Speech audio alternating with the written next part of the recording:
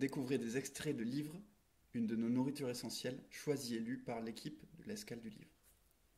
Avant de revoir la lumière du jour devant un parterre de voisins curieux, compatissants, atterrés ou furieux, mais que fait la régie, je suis restée coincée 2 heures dans l'ascenseur. J'avais pour me distraire une facture, un prospectus annonçant une promotion sur les matelas Bico, au confort de couchage inégalé, et mon reflet dans le miroir. Un individu, ni grand ni petit, ni gros ni maigre, ni beau ni laid, un compromis entre Laurel et Hardy. À l'extérieur, on s'agitait pour me tirer d'affaire.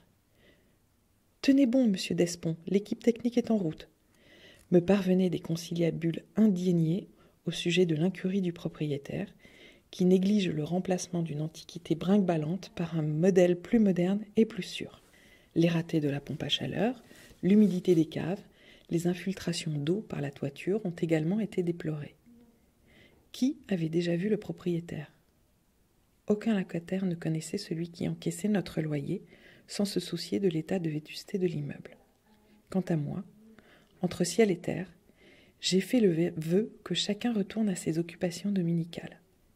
Rester suspendu entre 2 étages, à l'arrêt, est un bonheur dont j'aurais voulu profiter.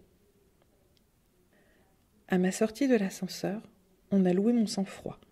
On m'a tendu une tasse de café et jeté une couverture sur les épaules, comme au rescapé d'une catastrophe. Une journaliste d'une chaîne locale, appelée par un voisin très remonté, m'a tendu son micro.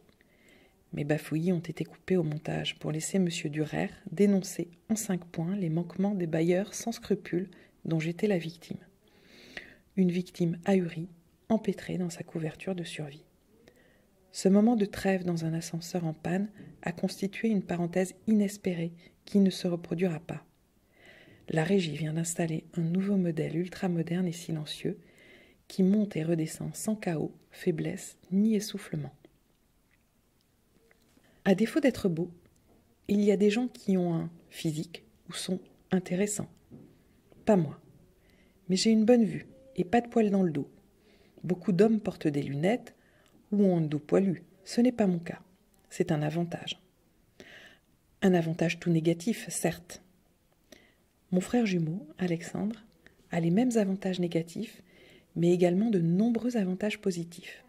Taille élancée, chevelure fournie, ventre plat, très apprécié de la plupart des femmes. Je vous laisse tirer vos conclusions en ce qui me concerne. Nos physiques diffèrent et il en va de même dans tous les domaines, depuis toujours. Alexandre est mon double inversé. Je l'ai d'abord suivi lorsqu'il organisait des concours de qui pisse le plus loin. J'ai fait le guet pendant qu'il enfonçait un clou dans des pneus arrière ou avant. J'étais sur ses talons quand il est descendu à la cave disposer un piège à rats.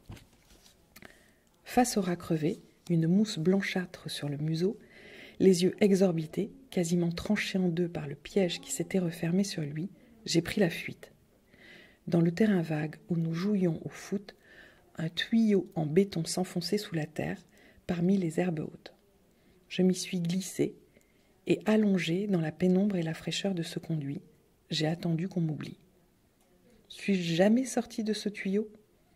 Plus j'avance, moins j'y vois clair. C'était un extrait de Confession à un ficus, écrit par Catherine Lejean et paru aux éditions de l'Arbre Vengeur. Ce roman est en lice pour le prix des lecteurs 2023 de l'Escale du Livre. Venez découvrir le lauréat lors de notre festival du 31 mars au 2 avril prochain.